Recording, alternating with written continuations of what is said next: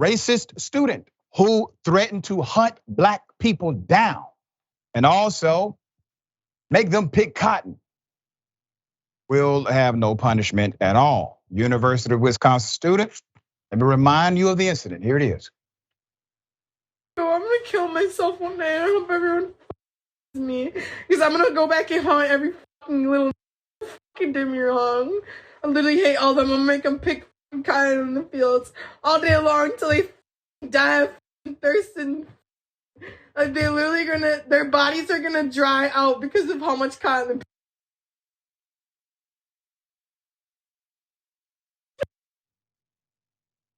Put up the picture full mass.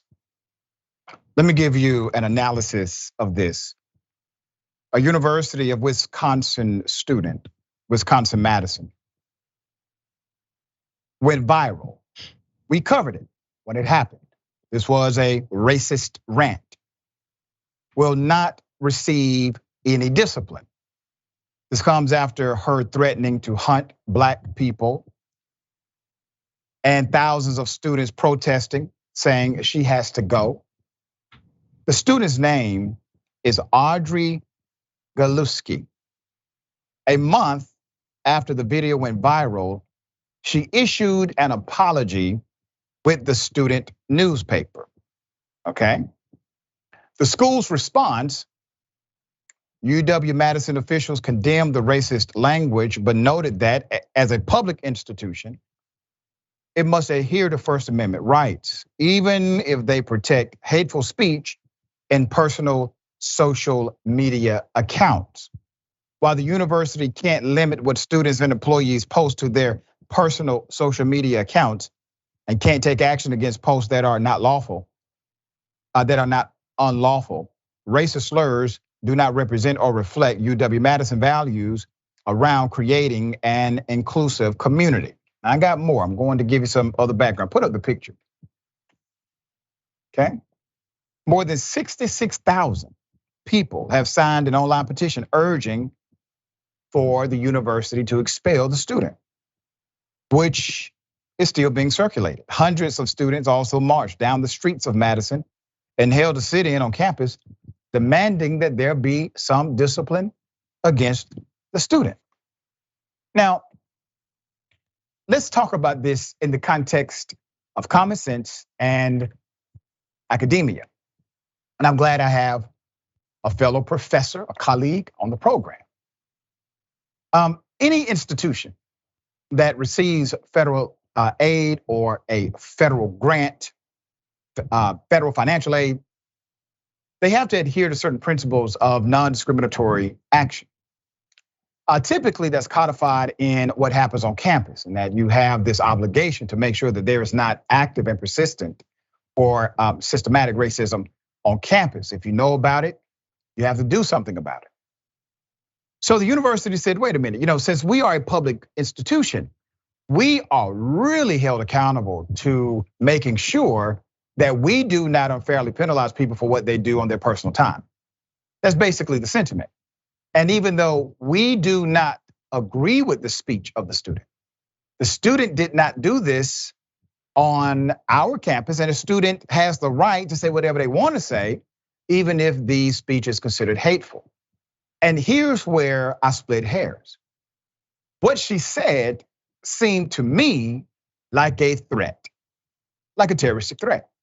Now, the university is not saying this, and I'm sure that there's some defense that can be allocated saying, well, the threat was not specific enough, et cetera, et cetera. But context matters in that case. If there was an argument right before she said it, then you can allocate specificity. If not, then it may be difficult. But anyway, that's a defense. That does not mean it is all inclusive to say there's no way possible this could ever be charged. So you may have the ingredients for some criminal penalty. Outside of that context, if she engages in racist behavior on campus, the institution will likely be liable as well because they had knowledge of the history. It's kind of like a negligent hire scenario. If you hire someone and you are well aware of their background, but you still decide to either A, hire them or keep them employed, and they do something adverse to the other individuals connected to that agency, then the company itself, in this case, the institution, could be held liable for their own contributory negligence to whatever may transpire. There's significant risk, virtually no reward for the university to take this line of action. And then you have the simple business model. More students are going to say no to that school because of how they handled this, let's call it crisis. And let's go above all of that.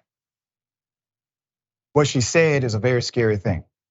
And what she said offended many communities, not just Black people, but in particular Black people. There were plenty of other communities marching saying, we don't want to be identified with this culture. We don't want our institution to be identified with the culture. And the last time I checked, institutions still have the right to define the culture of their institution. Doc, what are your thoughts?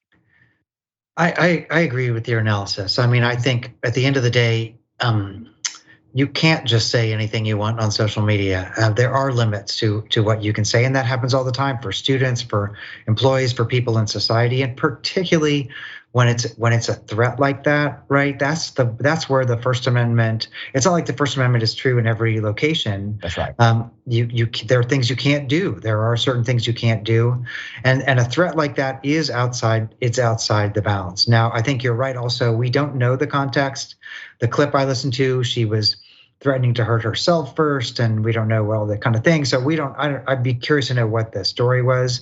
But at the end of the day, you have to say, here are things that are acceptable and not acceptable, and particularly when it's a racialized threat. I mean, particularly right now at this moment with the Supreme Court overturning affirmative action and other factors on campus, like it's just like it's incumbent, I think, on institutions more broadly to say, look, in this moment where everything is so politically charged and emotionally charged, here's where we're going to draw the line between what's okay and what's not, and here's what we're going to do with it. So again, I think context is important, but I would also say that this is a case where when you're actually voicing a threat like that on social media and pumping it out into the world, you're not protected by, First Amendment or we didn't know ourselves, anything like that.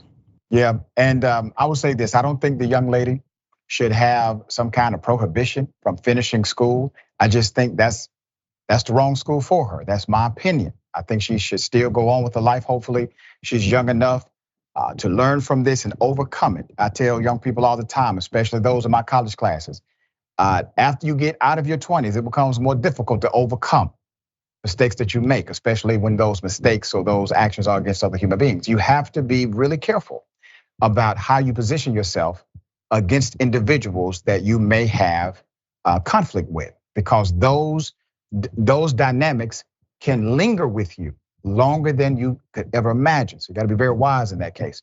So I don't say she should not be educated. She can get education. It doesn't mean she has to do it on the campus there. Those students should have a voice as well that are saying, we don't want this here on our campus.